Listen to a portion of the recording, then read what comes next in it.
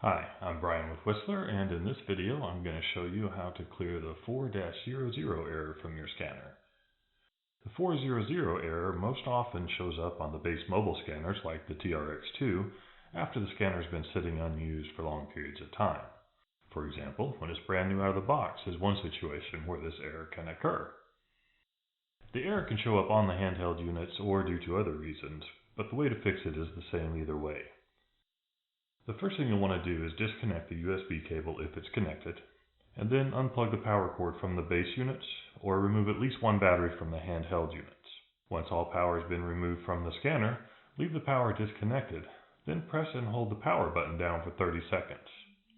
After 30 seconds, release the power button, plug the power cord in or reinstall the batteries, then press and hold the power button until the screen indicates that the power is on. Release the power button and your scanner will restart and the error will be cleared. And that's all there is to it. Well, there may be a little more to it. Once you've cleared the error from your scanner, go ahead and leave it plugged in and turned on for a day or two. And that'll allow the internal battery time to fully recharge to help keep that error from coming back. And that's all there is to it.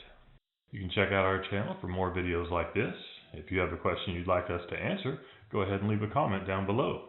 You can also check out our website at whistlergroup.com, where you'll find a complete line of all of our products and accessories, as well as a help section with more frequently asked questions and answers. Thanks for watching.